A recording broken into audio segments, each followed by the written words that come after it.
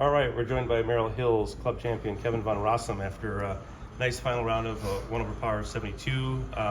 Let's start first with 18. Your playing partners, as they left, were buzzing about what you did to make birdie there. Can you walk me through that? Yeah, I had just missed about a 4.5 footer on 17 for birdie and pushed the drive out a little bit right. And my son and I caddied.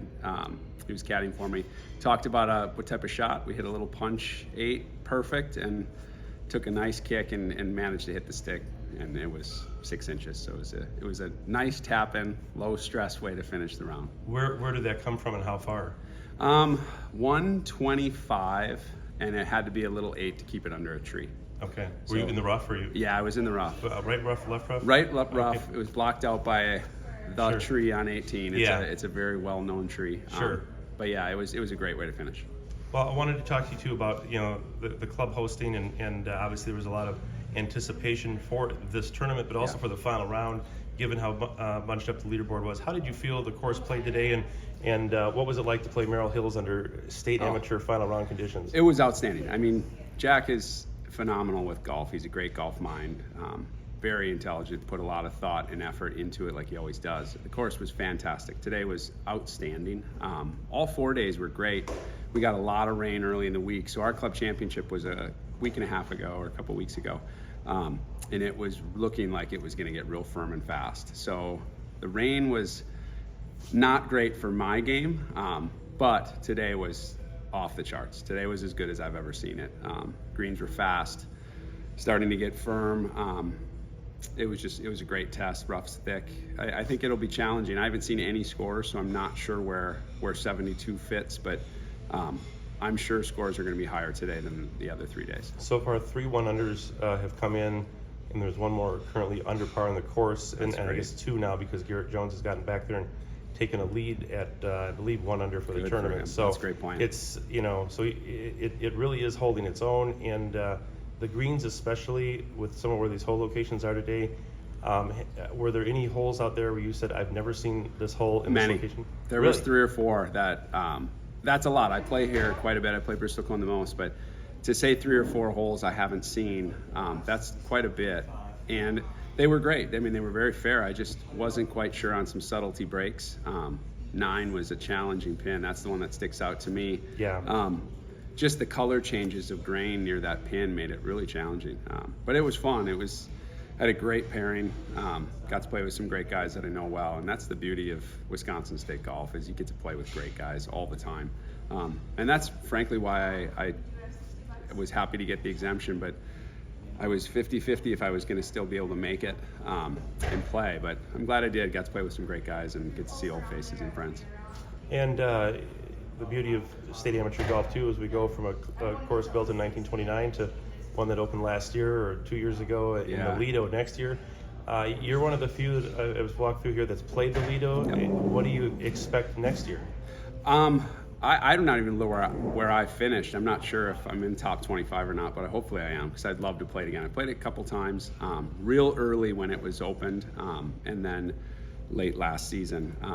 It's fantastic. Obviously, CB McDonald. It's early 1900s was created, the original, and then obviously Sam Valley and Kaiser recreated it recently.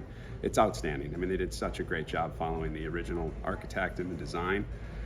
And I know a little bit about the story from Long Island and how it was revered in, I think it's in 1917, 16, something like that. But there's a great story behind it, talking to friends who are architects and designers. They're all can't wait to see it, so it'll be great to play a state am there. I don't know how they negotiated that out, but I'm happy they did. I'm very excited to get another look at it. Did you play 2 years ago when it was up there at the state am? I did not. Okay. I couldn't make that one. And it's tough to make all these. The Monday, Tuesday, Wednesday, Thursday is a tough format for the working 50 guys. Years old. And yeah. It's tough. And the family guys. Yeah, that was great to have the boys. Yeah. I had my youngest caddy yesterday and my oldest caddy today, and that's what it's about. I mean, it's great to play great, but it's really special relationships and bonds, and just getting time with my kids is outstanding. But you played the other 2 courses at Sand Valley? I have. I've played all the courses at Sand Valley. So how would the Lido compare to those other 2? It's very different. Yeah. The one thing I'm wondering is how the Lido is going to handle a tournament format, but they will. I mean, they're amazing at making that work, because it's not a huge piece of property, but it's outstanding. I mean, I'm excited to see what they do, and I'm sure it'll be great. The course is fantastic, and it's just such a cool story. I'd recommend that everyone that's playing kind of read into it. It's pretty amazing. I think it was a great depression that it kind of lost its ability to perform, and through the war, I believe that Right. they had to shut it down. So for Kaiser to see and envision what he has to redo it, and I've never seen the original, so I don't know how close, but from what I've seen and heard, it's really, really close. So it's pretty great. Because it was an old course, does it feel like an old course, or does it feel like a new course? Because it's probably got today's grass. Yeah, there's some features that you definitely know it was originally designed, like I said, early 1900s. Yeah. But obviously, the land out there is amazing. They have so many great courses that it still has the newer feel, where you're playing a great brand new golf course. Still has a little maturity, but it's fantastic. I mean, it's going to be really great. We were talking on 18 coming down the fairway.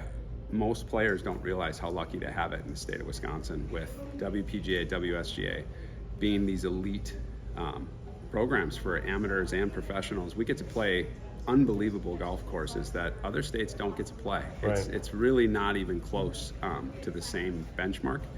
So I love it. The board, the staff, everyone here is just outstanding, and it's a nice reprieve from work and regular golf to get to see everybody and hang out. So happy to be here. Absolutely. Well, Kevin, thank you very much, and hope to see you next year up at St. I Alex. hope so too. I got to go check out that scoreboard. All right. Thank you. All right.